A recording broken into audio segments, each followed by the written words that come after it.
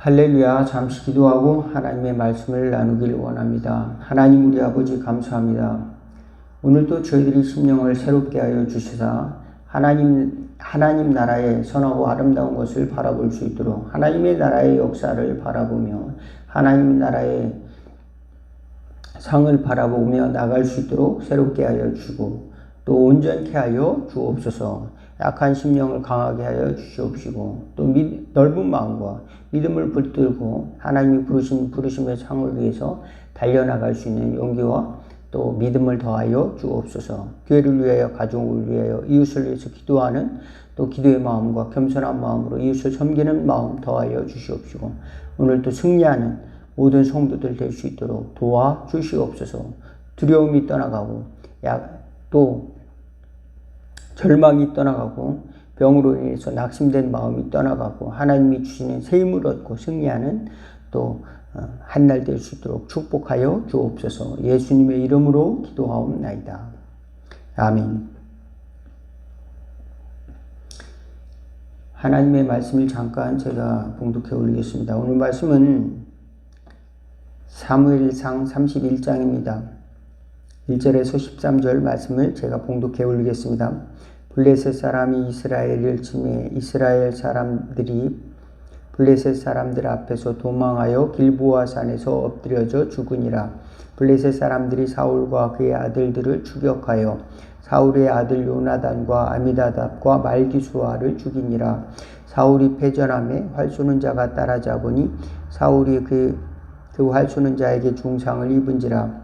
그가 무기를 든 자에게 이르되 내 칼을 빼어 그것으로 나를 찌르라.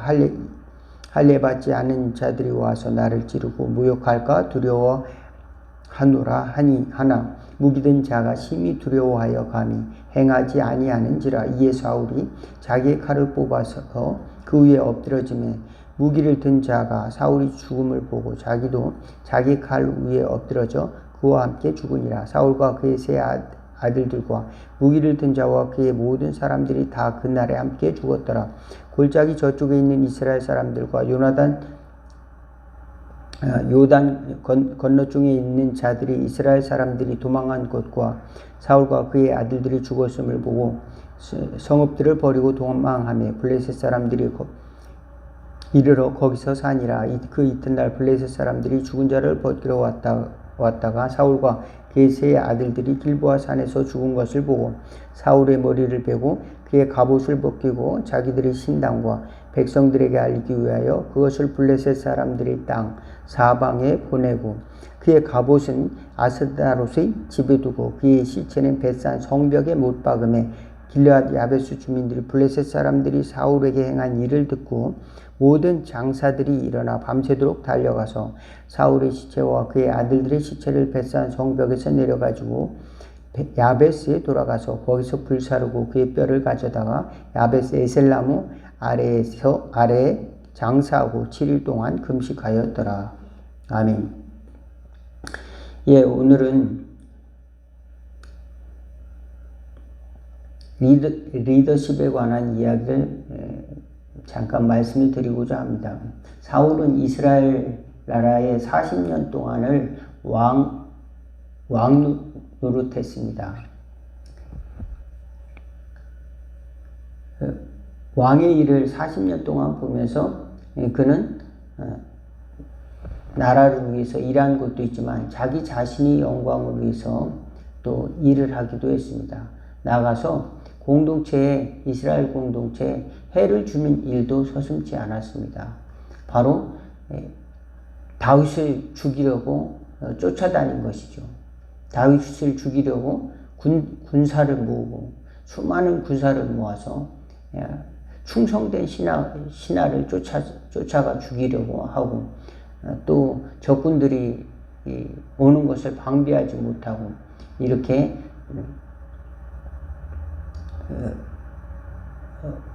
어려움을 당하며 살기도 했습니다. 나가서 자기 자신의 영광을 위해서 살다가 이스라엘의 영적 지도자 사무엘의 말을 사무엘과의 관계가 틀어지고 나가서 자기 자신과의 관계, 즉 사울이 자기 스스로를 돌보지 못하고 앞귀가 들려서 이제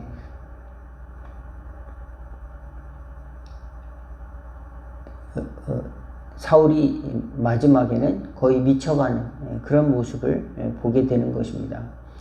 그래서 하지 못해야 될 일을 하게 되는 것이죠. 바로 충성스러운 신하 다윗을 죽이고자 하는 그 판단력을 잃어버리는 삶을 계속 살아가게 됩니다. 어느 날은 문득 정신이 들어왔다가 또 다시 다음 날이 되면 또 다윗을 죽이려고 하는 그런 어리석은 모습의 형태를 보였습니다.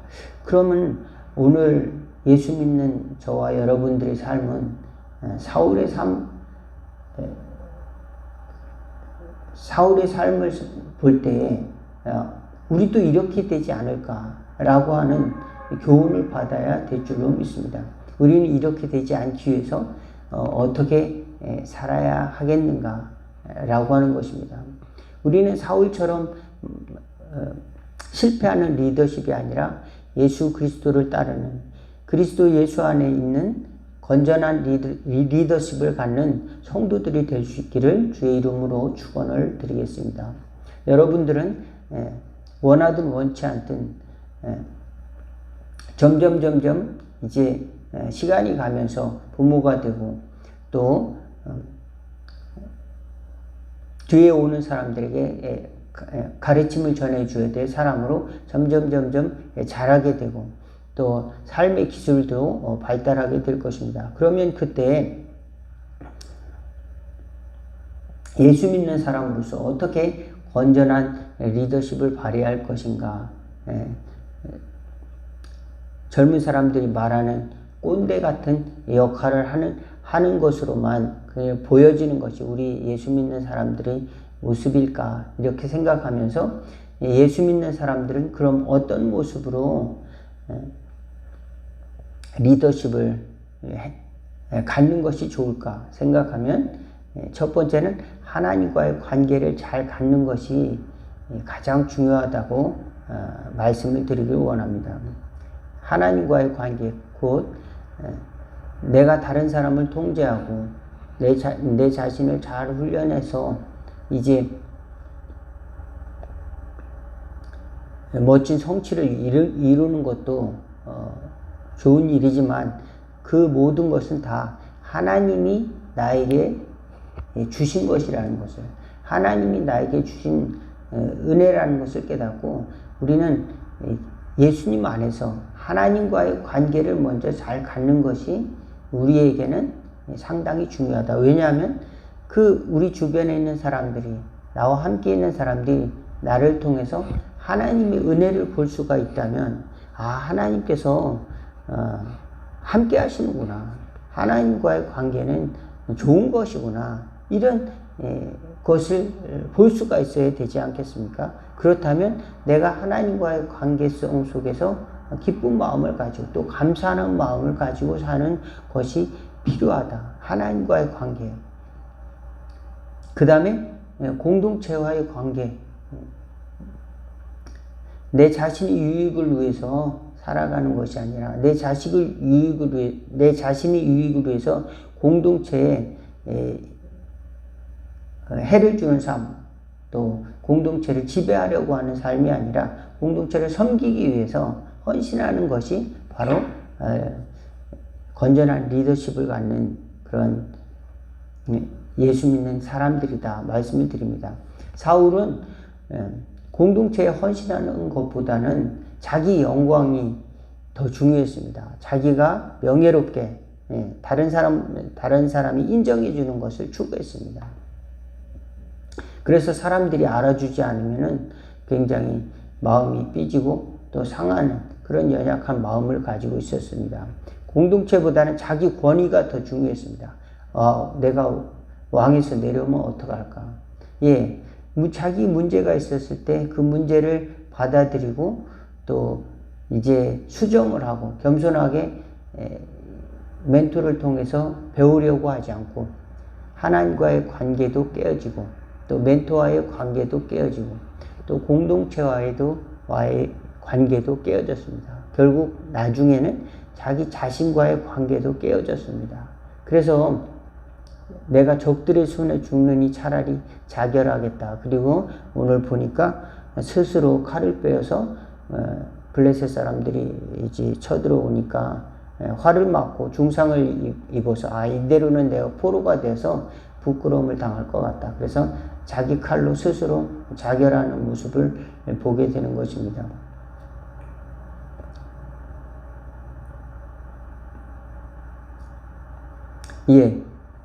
대신에 다윗은 하나님을 의지하고 하나님께서 생명을 주신다. 하나님께서 전쟁을 이기게 하신다. 이런 믿음을 가지고 하나님만을 의지하면서 전쟁에 선 모습을 볼 수가 있습니다.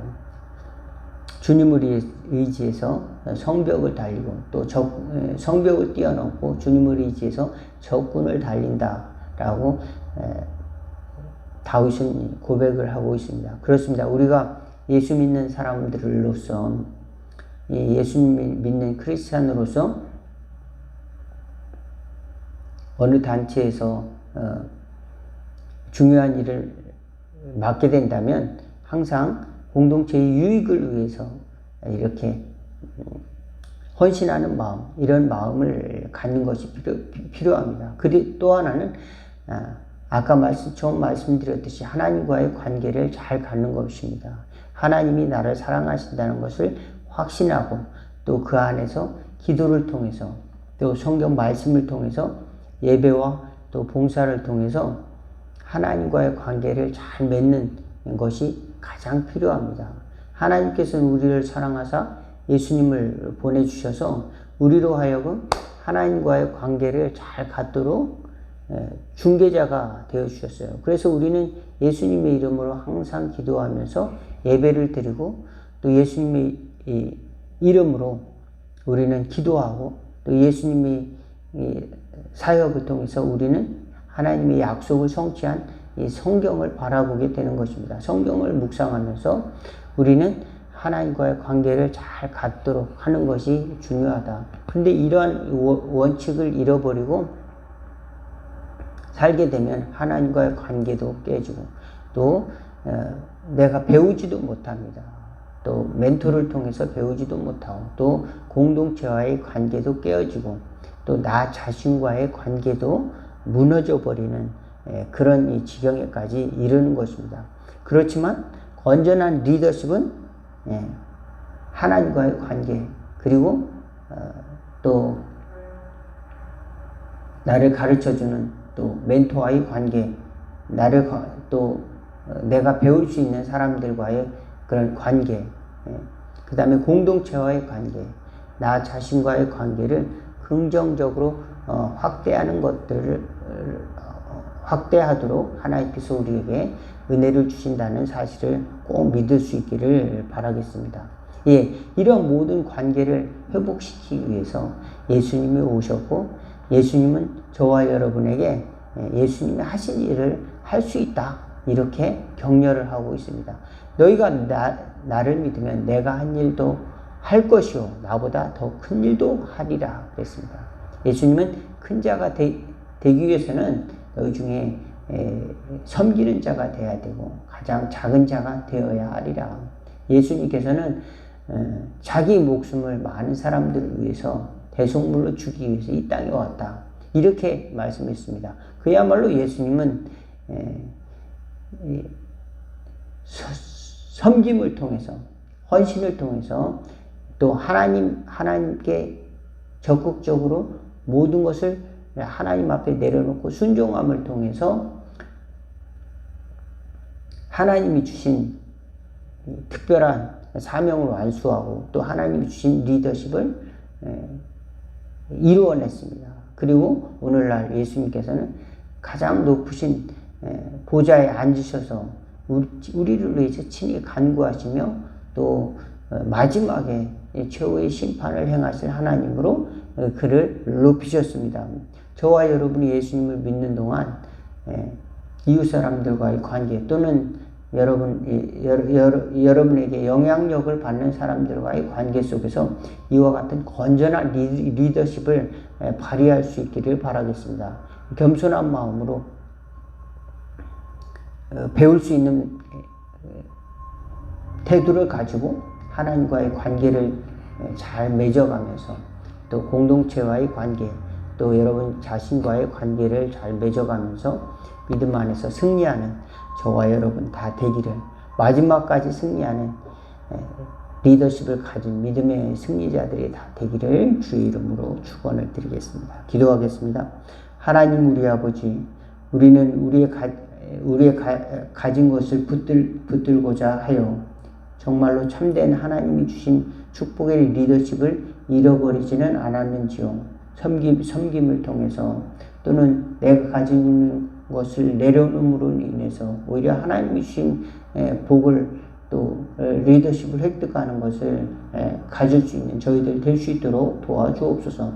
하나님과의 관계를 잘 맺을 수 있도록 늘 기도하고 또 예배드리며 또 봉사할 수 있는 또 저희들 될 수 있도록 도와주시고, 하나님의 말씀을 잘 듣고 읽고 또 배울 수 있는 저희들 될 수 있도록 도와주시고, 또 가르치는 사람과 좋은 관계를 맺는 저희들 될 수 있도록, 또 공동체와의 좋은 관계를 맺을 수 있는 저희들 될 수 있도록 도와주옵소서. 그래서 하나님께서 참으로 아름답고 선한 영향력을 끼칠 수 있는 지도력을 가진 성도들이 다 될 수 있도록 축복하여 주시고, 저희들의 삶 속에서 하나님의 향기가, 하나님께서 주신 축복의 편지가 읽혀지는 역사가 있어지도록 도와주시옵소서. 예수 그리스도의 이름으로 기도하옵나이다. 아멘. 오늘 말씀 여기서 마치겠습니다. 감사합니다.